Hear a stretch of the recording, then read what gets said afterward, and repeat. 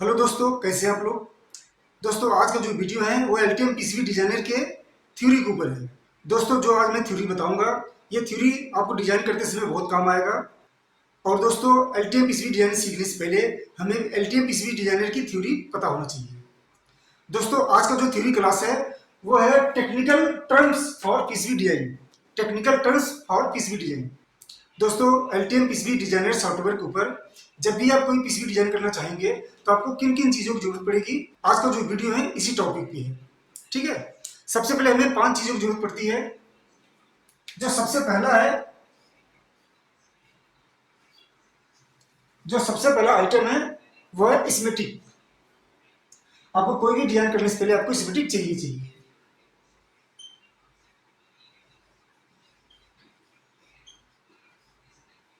ठीक है। और जो दूसरा है वो है part number.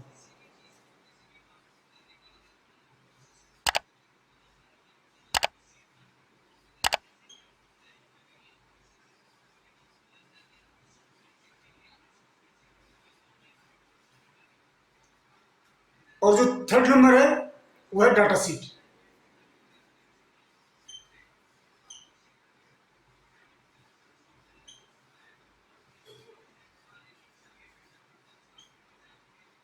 Fourth number package.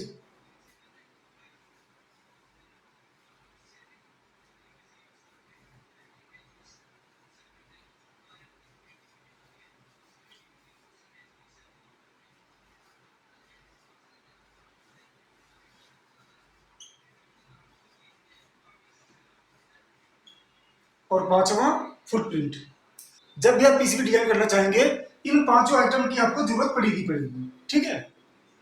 सबसे पहला स्कीमेटिक, दूसरा पार्ट नंबर, तीसरा डाटा शीट, चौथा पैकेज और पांचवा फुटप्रिंट।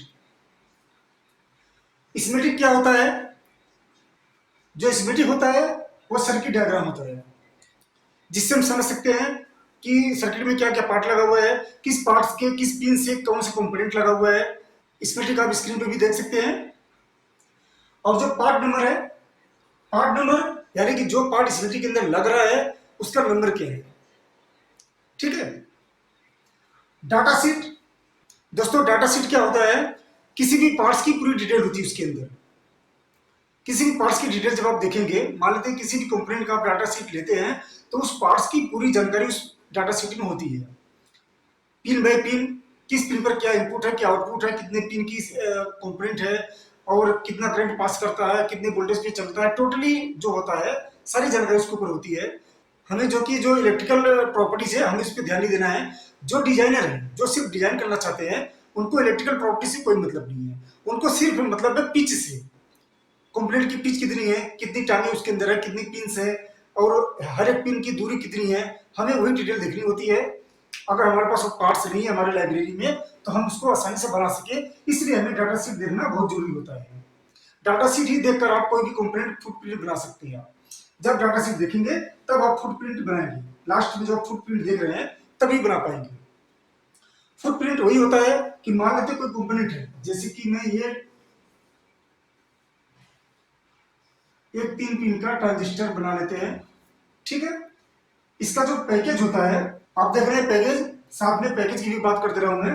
पैकेज यही होता है कि जो कंपोनेंट है इसका जो पैकेज है,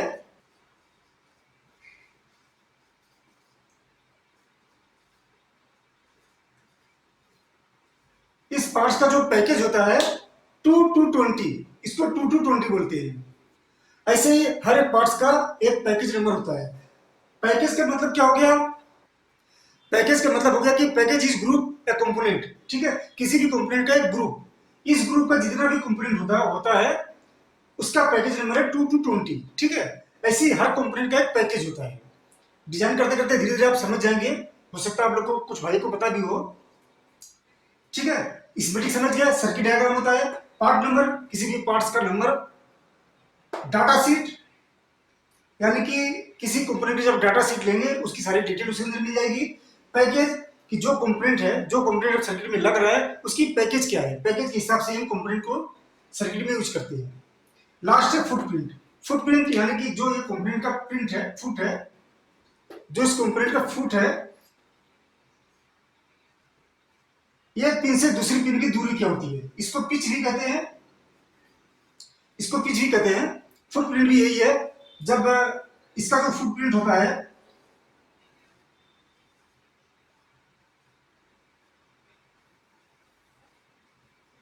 कुछ इस टाइप का लाइब्रेरी में आपको उसका फुटप्रिंट मिलेगा। तो फुटप्रिंट यही होता है, जो इसकी अगर फुटप्रिंट आपका गलत बन जाए तो कंपोनेंट पीसीबी के अंदर नहीं लगता। इनमें से जैसे कि पैकेज आपने गलत यूज कर लिया तो कंपोनेंट पीसीबी में नहीं लगेगा, तो इससे क्या होगा, आपकी डिजाइन करना सारा बेकार हो जाएगा। दोस्तों किसी भी कंपोनेंट का पिच जानना है तो डाटा शीट में आपको मिलेगा, ठीक है।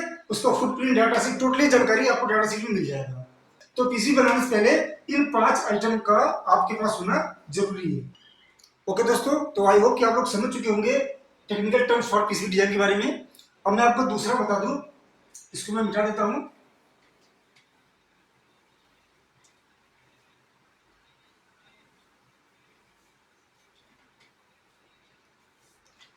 दूसरा है सीसीएल।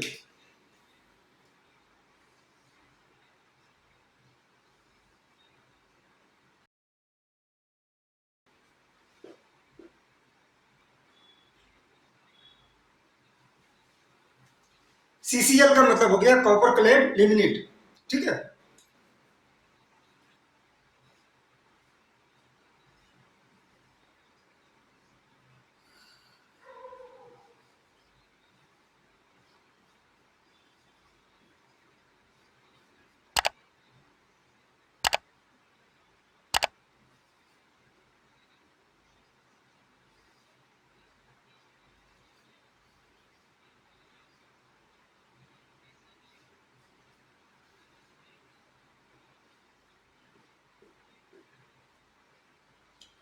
ये पीसीबी के टाइप्स हैं, FR1, FR2, FR3, CM1 और FR4। FR का मतलब क्या, फायर रेजिस्टेंस, ठीक है। जो FR1 होता है ये 50 डिग्री होता है। FR1 50 डिग्री सेल्सियस जो है सहन कर सकता है, और जो FR2 होता है वो 100 डिग्री तक, 100 डिग्री तक गर्मी जो है सह सकता है।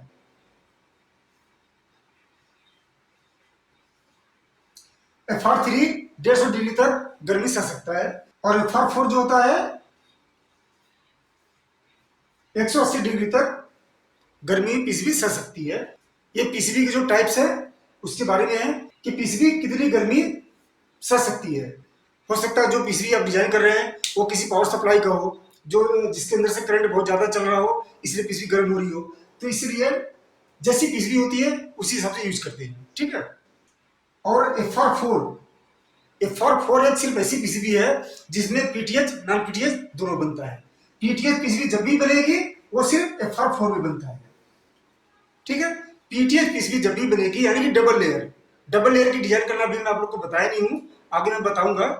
हालांकि डिजाइन करते समय इनकी कोई जरूरत नहीं है आपको जानने की, लेकिन जस्ट आपको नॉलेज होनी चाहिए। मैं जो डिजाइन सिखा रहा हूँ बिल्कुल प्रोफेशनली तरीके से सिखा रहा हूँ, तो आपको नॉलेज होनी चाहिए, पता होना चाहिए कि पीसीबी क्या होती है, FR1, FR2, 3, FR4 क्या होता है, और ये कितना टेम्परेचर सह सकता है, ये सब आपको पता होना चाहिए, इसलिए मैं आपको बताने रहा हूँ, ठीक है। अब तीसरा क्या है, पहले इसको मिटा देता हूं मैं। अब मैं आपको बताना चाहता हूं पीसीबी डिजाइन के कुछ रूल्स हैं जो आप बड़े ध्यान से देखना।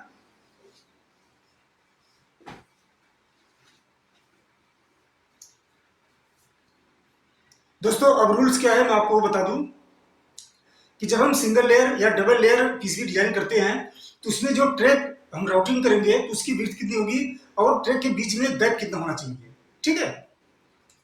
अभी मैं सिंगल लेयर की बात कर रहा हूं।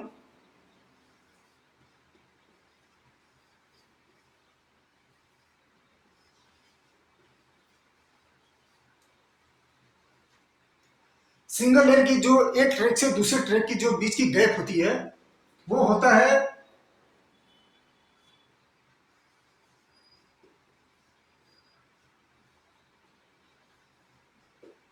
मिनिमम 15 मिली और प्रिफर्ड होता है 20 मिली।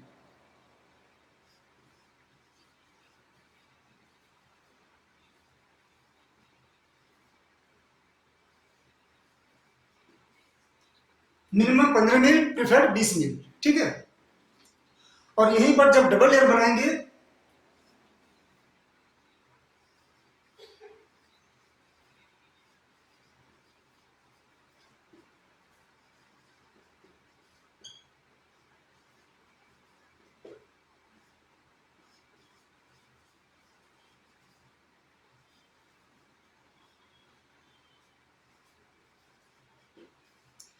यहीं पर जब डबल लेयर की डिजाइन कर रहे हैं तो मिनिमम 10 मिल और प्रीफर्ड 15 मिल होना चाहिए, ठीक है। ये बात कर रहा हूं मैं, ये ट्रैक से दूसरे ट्रैक के जो बीच में गैप होता है, मैं उस गैप की बात कर रहा हूं, ठीक है। एक ट्रैक से दूसरे ट्रैक के बीच में जो गैप आती है, मैं उसकी बात कर रहा हूं, ठीक है। अब बात करते हैं ट्रैक के थिकनेस की, जो विड्थ होती है, ठीक है।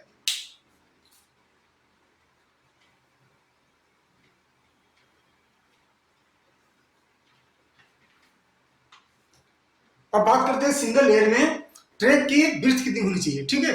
अभी जो बात कर रहा हूं सिंगल लेयर में, सिंगल लेयर पावर ट्रैक की बात कर रहा हूं, जो पावर ट्रैक होता है,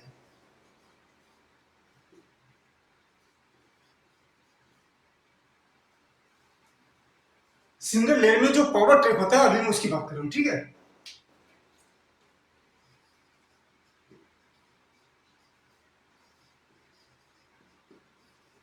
मिनिमम 50 मिल होना चाहिए। पावर ट्रैक यानी कि जिसके अंदर से सप्लाई गुजरती है, सप्लाई जो गुजर रही है उसकी बात कर रहा हूं मैं, वो होता है पावर ट्रैक। और प्रीफेड होता है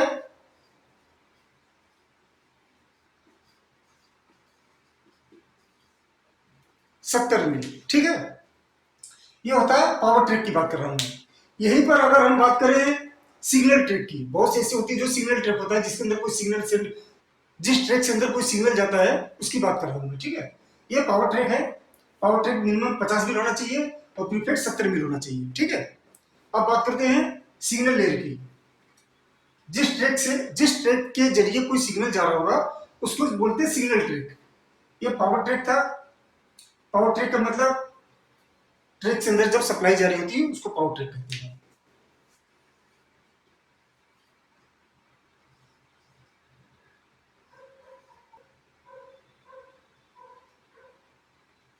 ठीक है। अब बात करते हैं सिग्नल ट्रैक के बारे में, ठीक है। सिग्नल ट्रैक क्या होता है कि जो सिंगल लेयर सिग्नल ट्रैक की बात कर रहा हूं मैं।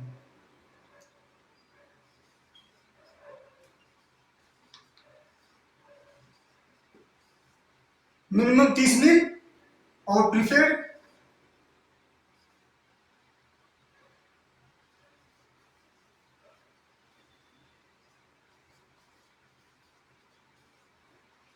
प्रीफेड 50 मिल होता है, ठीक है। ये है सिंगल लेयर का। अब बात करते हैं डबल लेयर की।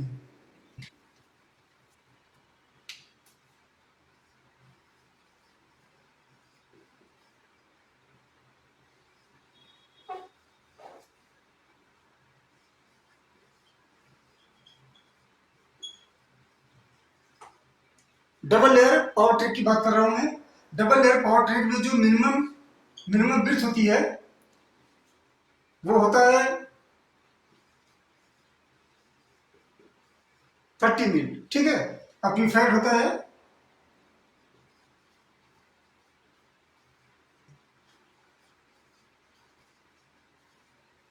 50 मिल, ठीक है। ये बात हो रही है पावर ट्रैक की डबल लेयर में, ठीक है। और यहीं पर बात करें हम सिग्नल की,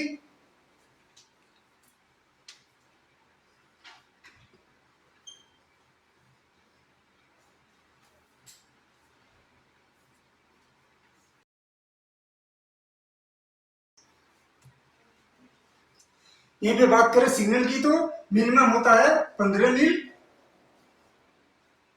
और प्रीफेड होता है 40 मिल, ठीक है। यह है राउटिंग करने का लेयर का तरीका कि कौन सी लेयर को हम कितने मिल में यूज करेंगे। और मिल और एमएम आपको बता ही रखा हूं कि एक एमएम के अंदर, यानी कि एक एमएम इक्वल टू 40 मिल, ठीक है। ये मैं आप लोग को बता ही रखा हूं इस वीडियो करते समय, ठीक है। ठीक है दोस्तों, तो अभी एक या दो क्लास और होगी थ्योरी की, उसके बाद सारा प्रैक्टिकल ही है।